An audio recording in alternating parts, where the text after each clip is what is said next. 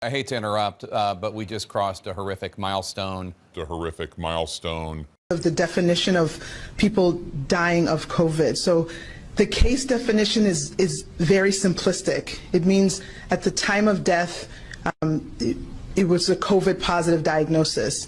With more than 300,000 deaths, we've crossed that line. It's now 300,267. So that means that if you were in hospice and had already been given, a few weeks to live, and then you also were found to have COVID, that would be counted as a COVID death. The U.S., with 4% or so of the world's population, has roughly, at least according to official numbers, 20% of the world's coronavirus deaths. Technically, even if you died of a clear alternate cause, but you had COVID at the same time, it's still listed as a COVID death. So everyone who's listed as a COVID death doesn't mean that that was the cause of the death, but they had COVID at the time of death. I hope that's helpful.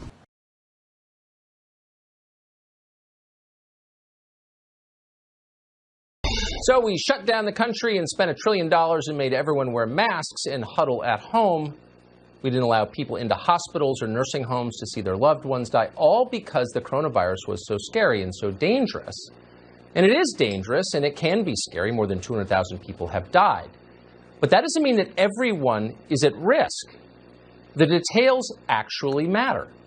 So as part of our ongoing commitment to science on this show, we're going to give you the new CDC numbers. And they show the vast majority of Americans face no risk, virtually no risk. For people aged 1 year to 69 years, the survival rate post-infection with COVID is over 99%. For young people under the age of 20, which is most college students who are being thrown out of school for congregating outside, the survival rate, this is from the CDC, is 99.997%. Why are we doing this again, particularly on college campuses? Dr. Mark Siegel has thought a lot about this. He's covered this story from day one. He's, of course, our Fox News medical contributor. We're happy to have him on tonight. Doctor, good to see you. Hi, Tucker. The media obsessing on the number 200,000, right? We're looking at both sides of this. We're looking at the death rate. We're looking at the number 200,000. We take it very seriously. But we're also looking at this good news about survival improving, increasing. Now, first, on the 200,000, I want to point out that a new study out of Oxford showed that over 30% of those deaths are not COVID. There are other causes, and they also happen to have COVID.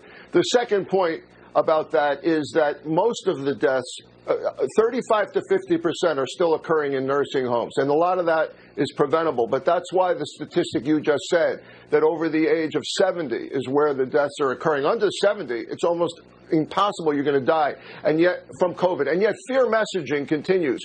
Everyone out there, if you have a COVID diagnosis, I bet it percolates in your brain that it could be you.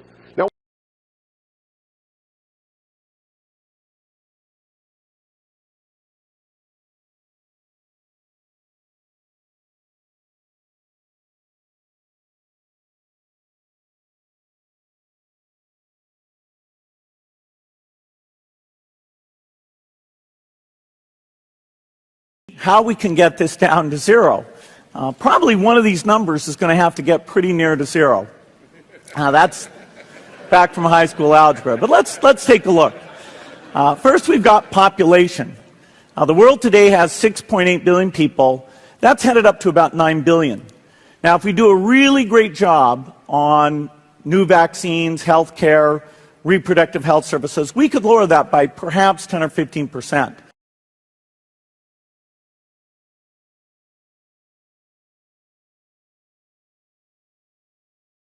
We're here today with Bill Gates. A lot to talk about what he's been working on. And Mr. Gates, thank you so much for being with us. I'd like to talk to you about your approach to vaccinations. You wrote something recently, and like you always do, you kind of looked at the problem from a scientific and business perspective on things. You've invested $10 billion in vaccinations over the last 2 decades, and you figured out the return on investment for that. And it kind of stunned me. Can you walk us through the math? Well, it's pretty impressive that when you take these vaccines, get them to be very inexpensive by making big volume commitments, have that right relationship with the private sector, get the delivery system so they're really getting the coverage out there, you literally save millions of lives. And 20 years ago, when we created these new multilateral organizations, Gavi for the vaccines, Global Fund for HIV, TB, and malaria, we didn't know they'd be successful. They've gone through lots of challenges about making sure the money gets there, making sure the efficiency is right. But as we look at upcoming replenishments for those, and we've got so much distraction politically that the international needs like this could get eclipsed if we're not careful.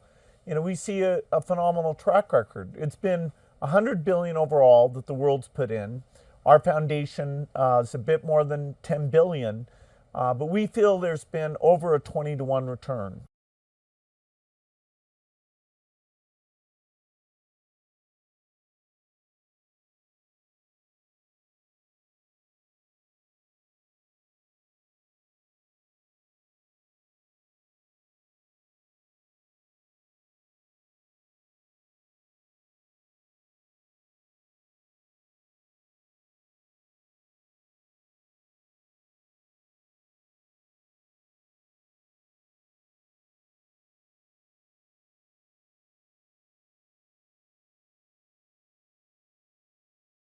Do a really great job on new vaccines, healthcare, reproductive health services. We could lower that by perhaps 10 or 15%.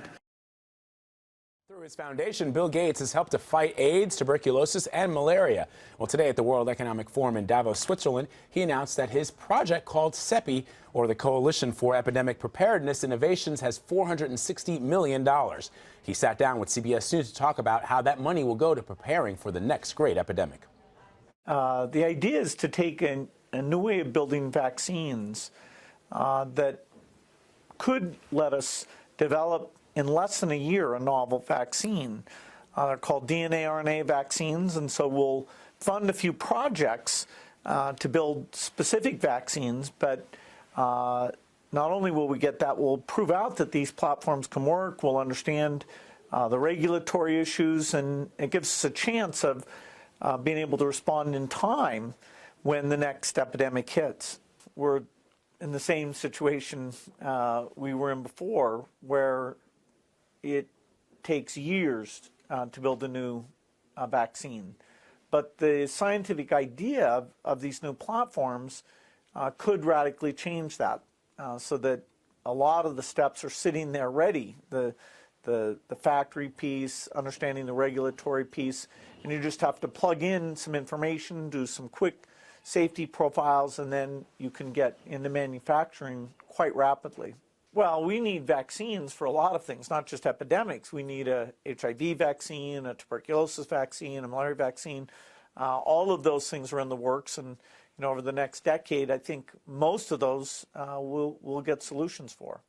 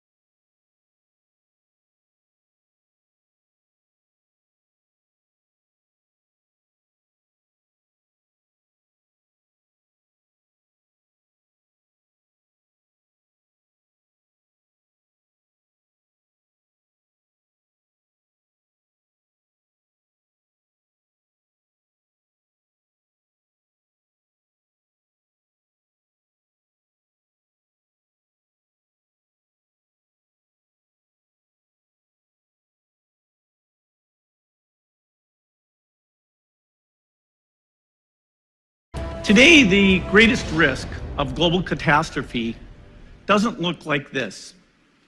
Instead, it looks like this. If anything kills over 10 million people in the next few decades, it's most likely to be a highly infectious virus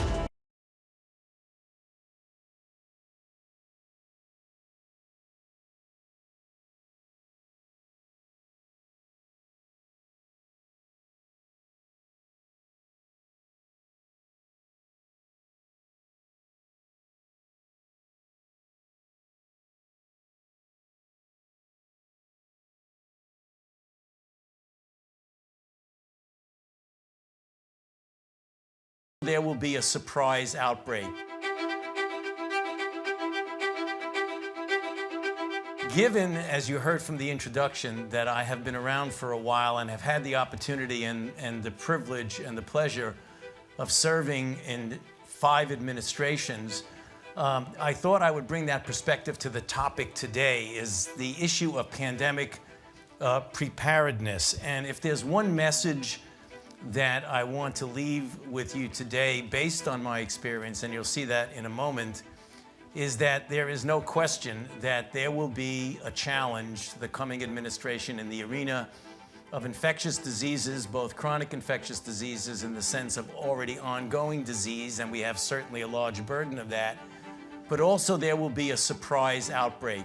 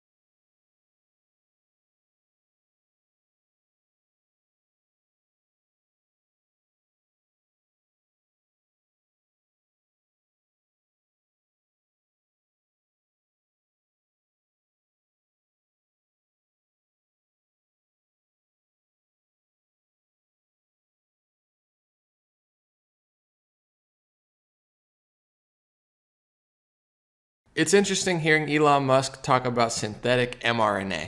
I think there's going to be a lot of breakthroughs on the medical front, particularly around synthetic mRNA. You can basically do anything with synthetic RNA, DNA. It's like a computer program. So, I think with enough, with effort that's not too crazy, you could probably stop aging, reverse it if you want. You can basically do it. You can turn someone into a freaking butterfly if you want with the right DNA sequence. So, caterpillars do it. It's interesting because the transhuman agenda of the future isn't just a conspiracy theory, it's literally what's probably going to happen. You're going to have technology so crazy that it's going to change the human landscape, even synthetically. But nobody's talking about that. Nobody's talking about the financial overhaul of the entire planet, of course, that's going on right now because everybody's talking about COVID-19. And speaking of COVID-19 and the synthetic mRNA, it's interesting that the two front runners in America is the Pfizer BioNTech vaccine and the Moderna vaccine, both which are mRNA vaccines. Even Wikipedia admits up until December 2020, no mRNA vaccine drug or technology platform has ever been approved for use in humans, and before 2020, mRNA was only considered a theoretical or experimental candidate for use in humans. But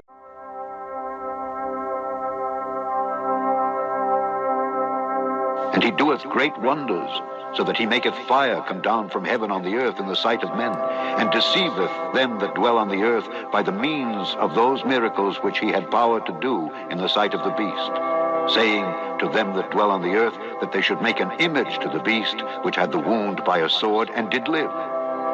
And he had power to give life unto the image of the beast, that the image of the beast should both speak, and cause that as many as would not worship the image of the beast should be killed.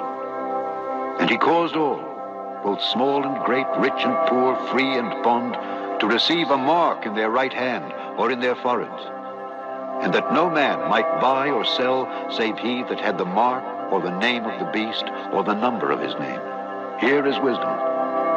Let him that hath understanding count the number of the beast, for it is the number of a man, and his number is 666.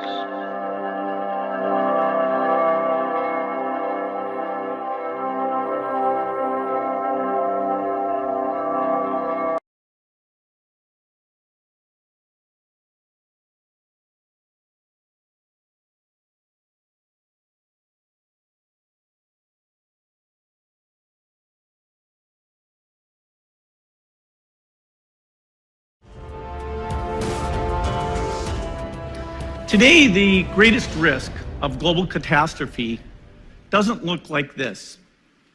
Instead, it looks like this. If anything kills over 10 million people in the next few decades, it's most likely to be a highly infectious virus rather than a war. Not missiles, but microbes.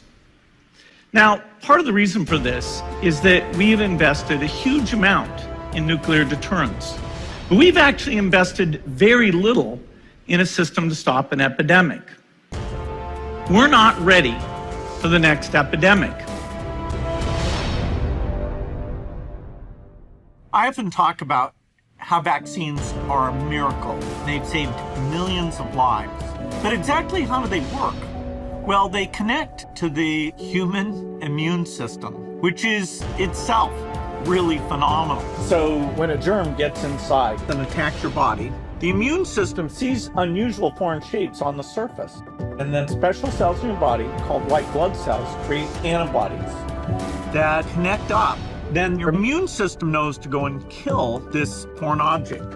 The idea of the vaccine is, instead of having to get sick the first time to develop this immunity, we take something that looks like a foreign bug, teach the immune system the shape of this foreign object so it's ready to attack with antibodies very, very quickly when the real bug shows up, so you can avoid lots of diseases if you've been properly vaccinated.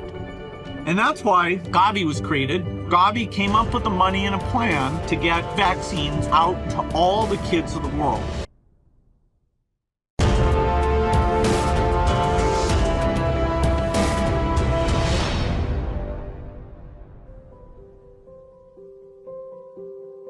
The ability to prove one's identity is a fundamental and universal human right. We live in a digital era. Individuals need a trusted, verifiable way to prove who they are, both in the physical world and online. Over 1 billion people worldwide are unable to prove their identity through any recognized means. As such, they are without the protection of law and are unable to access basic services, participate as a citizen or voter, or transact in the modern economy. La mayoría de esos afectados son niños y adolescentes. Muchos de ellos son refugiados, desplazados forzosos o personas sin país. For some, including refugees, the stateless, and other marginalized groups, reliance on national identification systems isn't possible.